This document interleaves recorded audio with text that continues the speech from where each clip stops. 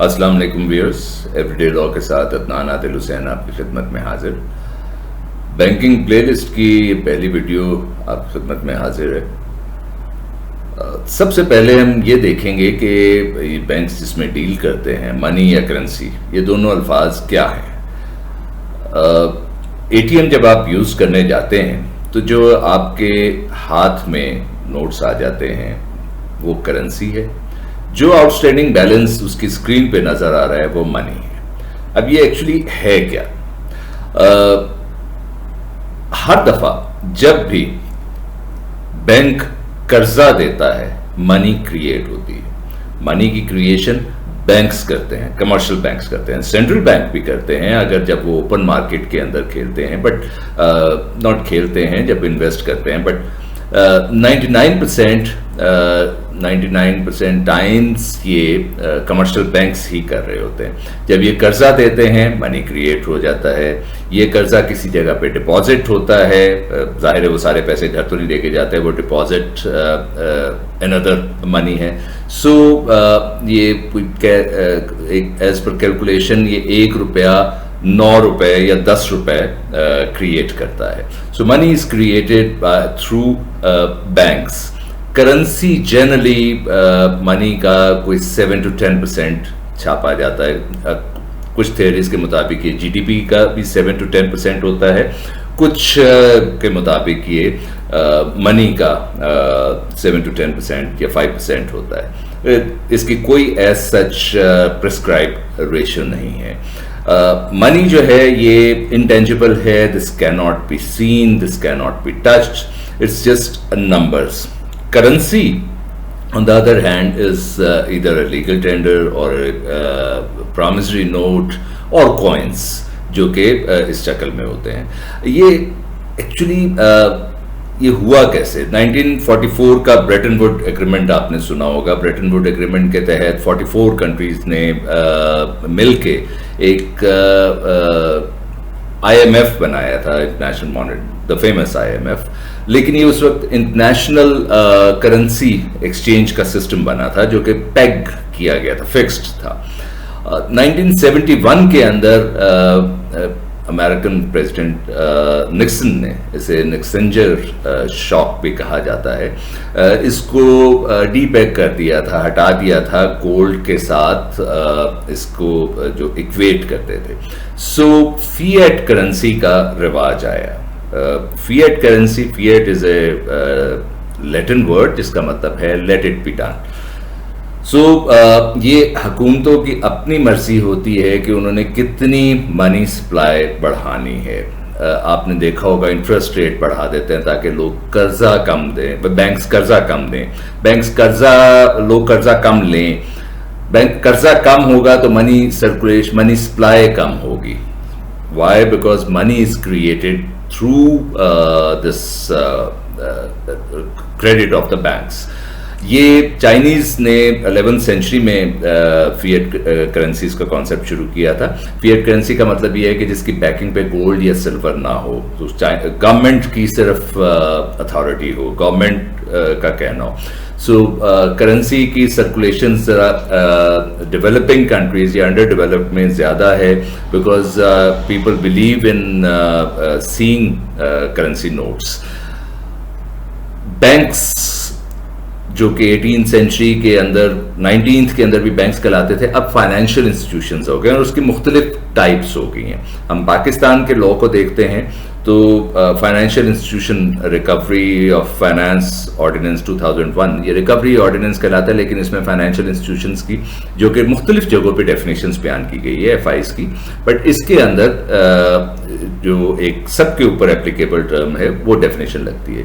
इससे मुराद है a company, यानी a limited company, a company which transacts the business of banking or any associated or auxiliary business, जो कि banking का business करती है। बैंकिंग को डिफाइन किया गया है बैंकिंग कंपनीज ऑर्डिनेंस 1962 के अंदर, जिससे मुराद है कि जिसमें वो डिपॉजिट ले सकते हैं, लैंडिंग करते हैं, बिसाइड्स अदर। सेक्शन 7 उसका ये बताता है।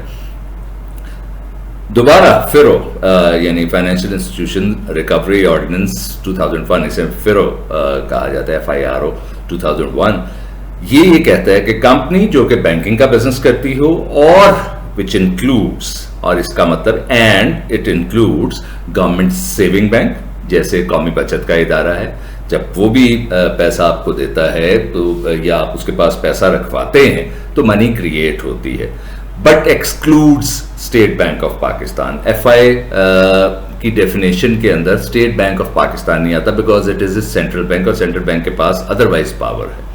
तो ये आपको किस तरह के बैंक्स नजर आएंगे, यही ऑर्डिनेंस ही इसको फर्दर डिफाइन करता है। जैसे एक मुदारबा कंपनी या मुदारबा मैनेजमेंट कंपनी और लीजिंग कंपनी और इन्वेस्टमेंट बैंक और म्यूचुअल फंड और क्रेडिट इंस्टीट्यूशन, जो आजकल क्रेडिट ब्यूरो एक्ट 2015 के तहत आए हैं, जो कि क्रेडिट इंस्टीट्यूशंस हैं, या venture capital company. Venture capital 90s के अंदर तो बहुत रवाज होता था, अब भी दोबारा इसका सिलसिला चल पड़ा हुआ है, या फाइनेंस कंपनी या इन्वेस्टमेंट इंस्टीट्यूशन या यूनिट ट्रस्ट। ये इस तरह के बैंक्स, इस तरह के इदारों को फाइनेंशियल इंस्टीट्यूशन कहा जाता है। सो फिरो 2001 ही फर्दर इसको डिफाइन करता है कि इन प्रीवियस के बावजूद, यानी जो बैंकिंग का बिजनेस कर सके, यानी डिपॉजिट टेकिंग हो, या any company, again limited company authorised by law, यानी limited company authorised by law to carry out और carry on any similar business as the federal government may by notification in the official gazette can describe। इससे मुराद DFIs हैं। हमारे यहाँ कई DFIs जो कि state bank ने नोटिफाई किए हुए हैं, फेडरल गवर्नमेंट ने नोटिफाई किए हुए हैं फेडरल गजट में, ये भी फाइनेंशियल इंस्टीट्यूशंस कहलाएंगे। हम इसके अंदर अगर देखें तो हमारे सामने फाइनेंशियल इंस्टीट्यूशंस की एग्जांपल्स में कमर्शियल बैंक्स, जो कि आपको फिजिकल बैंक्स नज़र आ रहे होते हैं, वो नज़र आते हैं। DFIs जिसका जिक्र किया है वो नज़र आते हैं। फिर NBFCs हैं जो कि लीजिंग का काम करती हैं, इन्वेस्टमेंट कंपनीज हैं, ये नॉन बैंकिंग फाइनेंशियल इंस्टीट्यूशंस हैं जो SECB के पास रजिस्टर होते हैं, ये भी FIs कहलाते हैं, जिनके ऊपर ये तमाम रिकवरी ऑर्डिनेंस लगता है और स्टेट बैंक की तमाम इंस्ट्रक्शंस भी इनके लिए होती है।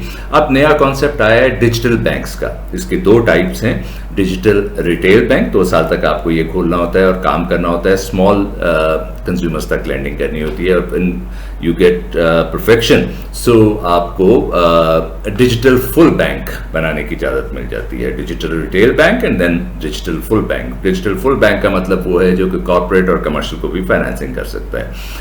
Then there are EMIs, electronic money institutions like NayaPay, फिंजा, इस तरह की। अब स्टेट बैंक ने ये बहुत सारी नोटिफाई कर दी हुई हैं कंपनीज, स्टेट बैंक की साइट पे लिस्ट अवेलेबल है।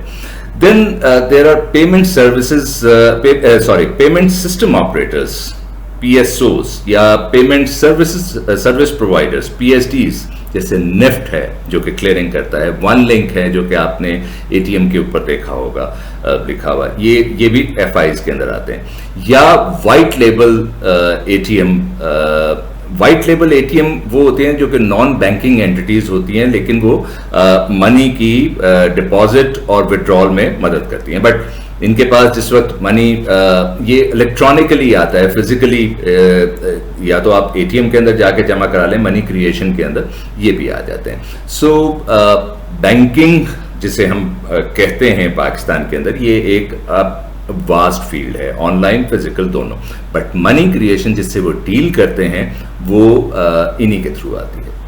वीडियो के आखिर में फिर वही पैगाम, इस वीडियो को लाइक कीजिएगा, चैनल को ज़रूर सब्सक्राइब कीजिएगा और अपने दोस्त अहबाब सबको ये कहिएगा कि इसको सब्सक्राइब करें। इसके अंदर बैंकिंग से रिलेटेड, प्रॉपर्टी से रिलेटेड काफ़ी मालूमात जो मेरे बस में है, जो मेरी समझ में है, वो मैं इसके अंदर ऐड करता रहता हूँ।